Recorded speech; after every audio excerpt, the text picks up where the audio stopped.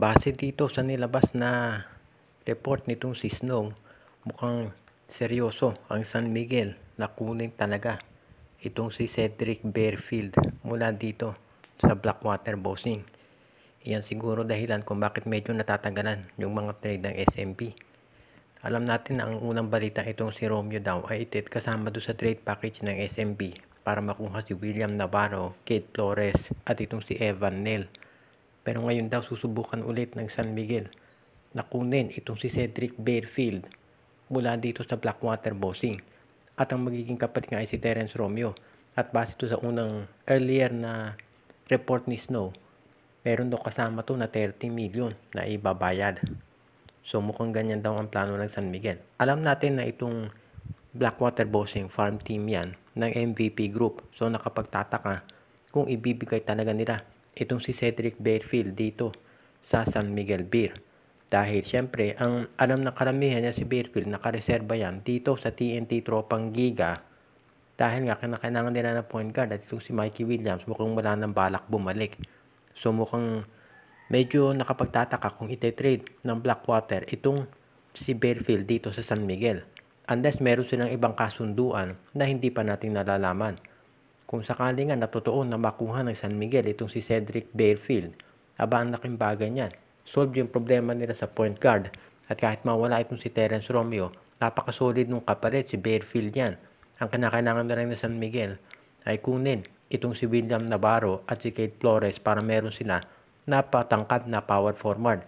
Kasi undersized itong si Vic Manuel at itong si Rodney Brondel. Kaya sa tingin ko, yan ang dahilan kung bakit medyo hindi pa gumagalaw ang San Miguel. Dahil iniintay nila kung makukuha nga nila si Barefield mula dito sa Blackwater. May posibilidad, gusto ko lang linawin, ito'y posibilidad pa lamang na ang Barangay Ginebra at Terra Firma ay gumawa pa ng isang trade. Ngayon naman, ibibigay ng Ginebra si Adrian Mariano, si David Morel at yung kanilang first round pick para sa season 50 dito sa Terra Firma Jeep kapalit ni kay Mark Carino.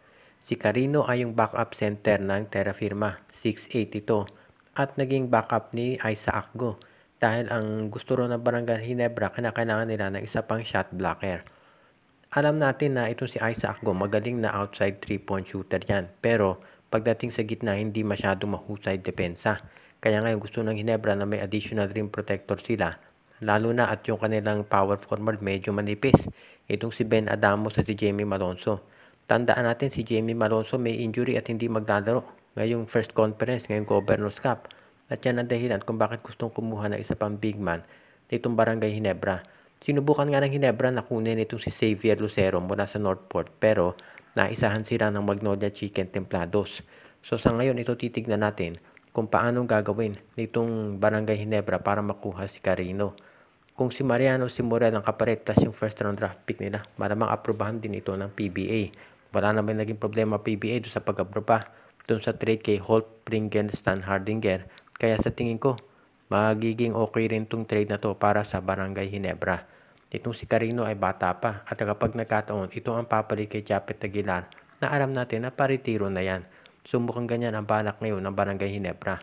Gusto nating diwanagin, ito ay posibilidad pa lamang. Tinitignan pa ng Barangay Ginebra kasi i-assess din nila yung magiging performance dito si Ben Adamos, yung 6'7 na nakuha nila mula sa Northport. Kung maganda maging performance ni Adamos, baka hindi na mag-trade. Pero kung kulangin pa sila, kukunin nila itong si Carino mula sa Terra Firma.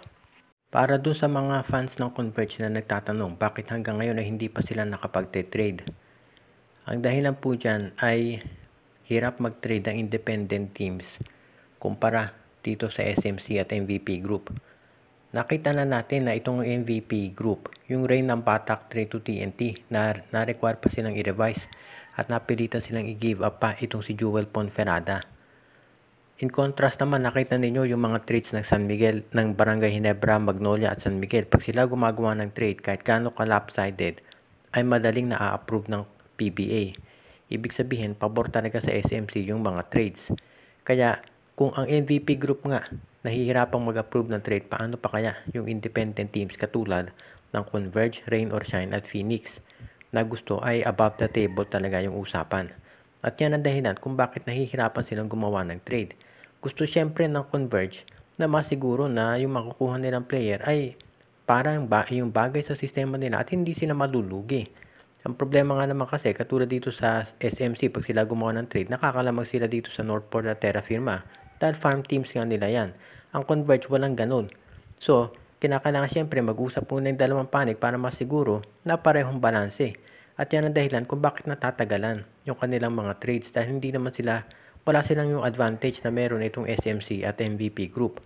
Pero hanggang sa ngayon ay nag-iintay pa rin ng Converge ng tamang trade offers para doon sa mga players nila, particular na dito kay Jeyo Ambohot, dito kay Kit Saldivar at sa iba pa nilang mga big men.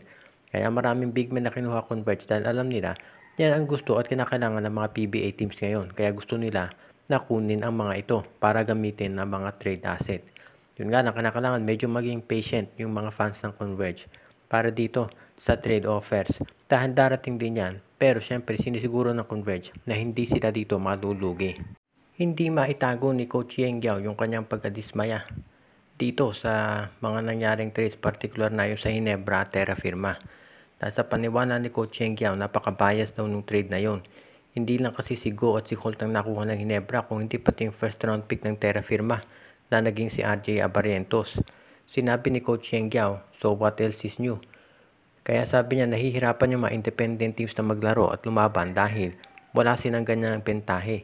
Ibig sabihin, itong Ginebra ay palaging merong nakastandby dyan na Terra Firma at Northport na pwedeng kuhanan ng mga players, samantalang ang mga independent teams ay wala. Ibig sabihin, hindi patas yung laban. Kaya sinabi ni Coach Yeng Giao na ganyan talaga ang problema dito sa PBA, na hindi patas at pumapabor dito sa SMC, kaya palaging sila nagcha-champion. Kaya sinabi nitong si Coach Yeng Giao na hindi na nakapagtataka na nahihirapan ang rain or shine.